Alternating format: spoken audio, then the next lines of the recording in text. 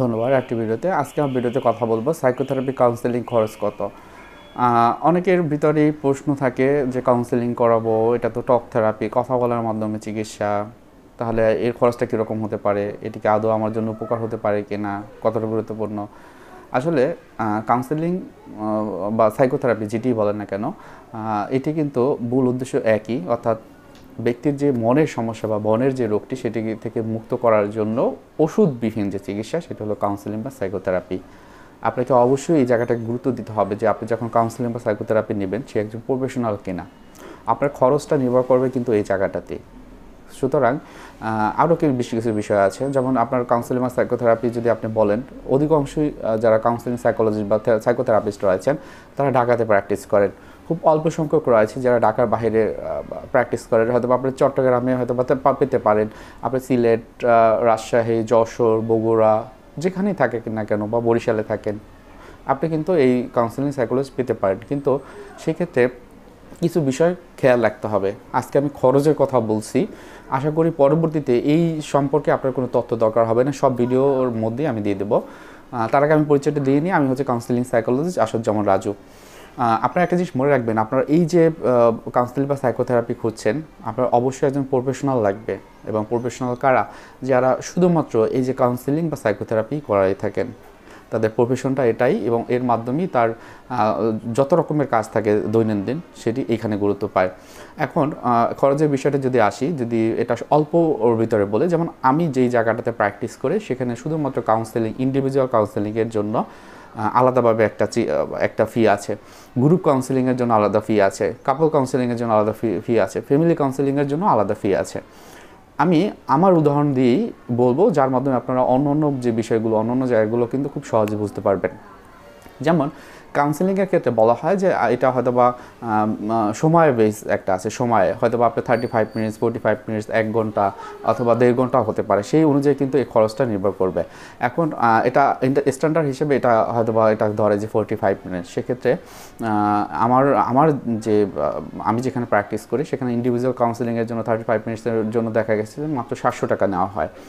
এবং যদি আপনার কাপল কাউন্সেলিং দরকার হয়, অর্থাৎ দুজনের যে সমস্যাটা হাজব্যান্ড ওয়াইফের বা রিলেশনশিপের ক্ষেত্রে, এক্ষেত্রে এটা কিন্তু 1000 টাকা হয়। এরপর যদি এরকম হয় যে একটা ফ্যামিলির ভিতরে বন্ডিং হচ্ছে না, বিভিন্ন রকম অশান্তি, দুর্ভোগ লেগেই থাকছে, সেক্ষেত্রে এই যে ফ্যামিলির সবাইকে নিয়ে যে যখন বসতে হয়, বা 2 জন, 4 জন, 5 জন এরকম হতে পারে, সেক্ষেত্রে এটা কিন্তু 1200 টাকা হয়। এরপর গ্রুপ কাউন্সেলিংয়ের কথা বলা হয়, অর্থাৎ একটা গ্রুপে হয়তো বা 6 জন, 8 জন, 10 জন বা 12 জনের একটা গ্রুপ হবে, এবং এর মাধ্যমে এই যে সাইকোথেরাপি বা কাউন্সেলিংটা করানো হবে। সেক্ষেত্রে এখানে কিন্তু আপনার ফিটা এরকম হবে, হয়তো এমন হতে পারে যে 500 টাকা থেকে 1000 টাকা, 1500 টাকা বা 2000 টাকা এরকম হতে পারে। এটা নির্ভর করবে আপনি কোন জায়গাতে কাউন্সেলিং বা সাইকোথেরাপিটা করাচ্ছেন, যার কাছে করাচ্ছেন সে তার অভিজ্ঞতা কত দিনের, তার কোন থেরাপিটিক অ্যাপ্রোচ ব্যবহার করেন। কারণ আপনারা জানেন যে কাউন্সেলিং বা সাইকোথেরাপির ক্ষেত্রে সিবিটি, কগনিটিভ বিহেভিয়ার থেরাপি ব্যবহার করা হয়, ইএমডিআর থেরাপি ব্যবহার করা হয়, এনএলপি ব্যবহার করা হয়, টিএ বা ট্রানজ্যাকশন অ্যানালাইসিস ব্যবহার করা হয়, অথবা আলাদাভাবে গ্রুপ থেরাপির কিছু অ্যাপ্রোচ রয়েছে, তো সেই মাধ্যমে কিন্তু করা হয়। যেমন আপনারা যদি ওসিডির কথা বলি, ওসিডির ক্ষেত্রে এমইএসটি অর্থাৎ মেমোরি স্পেসিফিসিটি ট্রেনিং, যেটি আমি বর্তমানে বাংলাদেশে করাচ্ছি, এটার ক্ষেত্রে কিন্তু আলাদা একটা ম্যানুয়াল আছে, সেই ম্যানুয়াল অনুযায়ী করানো হয়, এবং সেক্ষেত্রে ফিটাও কিন্তু অনুযায়ী নির্ধারিত হয়। যদিও বর্তমানে এটি কিন্তু ফ্রি করাচ্ছি আমি এই বছরের জন্য। সুতরাং কারো যদি এটা দরকার হয়, আপনার যদি ওসিডি, পিটিএসডি বা আপনার ভিতরে বিষণ্ণতা থাকে, সেক্ষেত্রে আপনি কিন্তু ফ্রিতে এই প্রথমবার আপনি কিন্তু করতে পারছেন। সুতরাং দেখেন, খরচটা কিন্তু নির্ভর করবে অনেক কিছুর বিষয়ের উপর, অনেকটা বলা যায় যে ইফেক্টিভনেস, বা আপনি কতদিন ধরে আপনি চিকিৎসা নেবেন, বা আপনি এর আগে কতদিন ধরে চিকিৎসা নিয়েছিলেন, আপনি কি হচ্ছে যে মেডিসিনের উপরে ছিলেন কিনা, যদি থাকেন সেক্ষেত্রে হয়তো আপনার কেসটা সিভিয়ার, সেক্ষেত্রে কিন্তু আপনার এই সেশনগুলো অনেক বেশি দরকার হবে।